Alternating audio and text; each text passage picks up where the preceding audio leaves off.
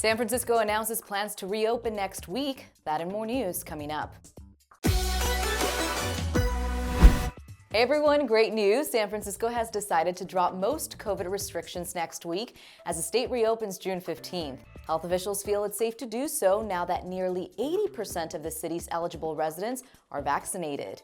This means no more capacity limits or social distancing inside businesses. No more capacity restrictions for your businesses, no more distancing requirements. Businesses will still be able to make their own rules so long as they follow federal and state guidelines.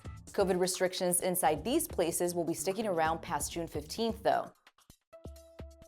We have a complete county breakdown on NBCBayArea.com/Bay Area reopening.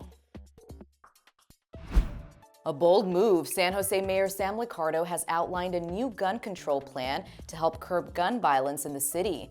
The 10-point proposal includes requiring gun owners to have liability insurance, charging a fee to own a gun, and requiring sellers to video record every single gun sale. We want to make sure we can craft something that is legal, that is constitutional. We know no city ever had a fee requirement before on gun ownership. We know no city's ever had an insurance requirement before, but someone's got to start. NBC Bay Area reached out to the Firearms Policy Coalition about the mayor's new plan. Here's their statement.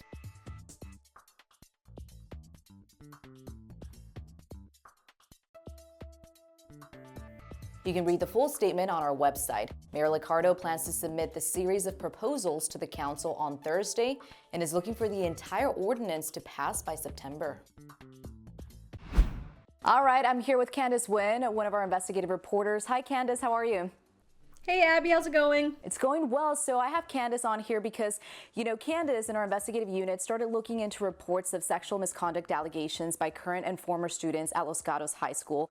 Just in April, you guys dropped a 2-part series about this investigation. So now we have a part 3. Can you tell us a little bit more of what we can expect on that part 3, Candace? Yeah, Abby, when part 1 and part 2 dropped in April, it was literally just days after that, a former student who was a student at Los Gatos High School years ago, and actually decades ago, came forward for the first time about her allegations of being abused, not off campus, but on campus by an actually staff member, a track coach. And she's finally coming forward. She says she came forward because there was a student rally about all these issues last summer, and she also saw our report. So she came forward with that lawsuit and her allegations, and she made the connection that she believes that the school isn't handling current cases properly, and they didn't handle her case properly when she was a student years ago. So Candace, I know that the school district has never done an interview with you guys throughout this entire investigation, right? That's right, Abby. We've asked them multiple times for a sit-down interview. They've always declined, saying they don't want to be put in a position to release private information. They have emailed us statements and given us this information in writing, saying they've increased training, that they've increased student counseling. And actually, on the same day that our part 3 aired, I got an email from the district's new Title IX coordinator, and she's the one who investigates these kinds of cases, specifically Title IX cases, which is a federal law schools have to follow when they get these kind of gender discrimination and sexual harassment cases. So she wrote me an email, and it says the district generally does not comment on litigation, on lawsuits. However, on behalf of the district, she says she would like to let Ms. Hennessy know that we hear her and our hearts go out to her. And I've been hearing this language of the school district emotionally empathizes, wants the students to feel heard, and they feel that's a problem.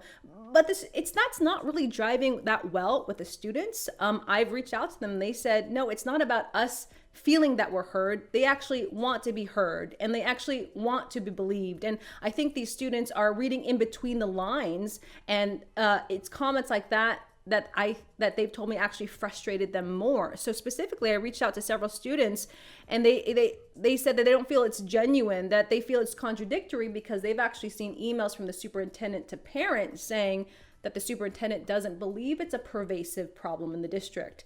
So some of the students, they're getting information that seems contradictory. And so, another thing, there's an independent investigation going on. The school started it, hired investigators to come in and look at this issue. Is it an issue? And one problem that they're facing is that investigators are not getting as many students participating as they would like.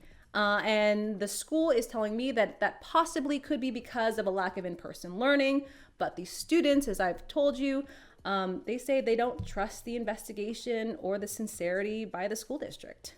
Wow. Well, this part 3 is definitely an important addition to that initial part 1 and part 2 of the investigation you guys are doing at Los Gatos High School. So where can people watch this part 3, Candace?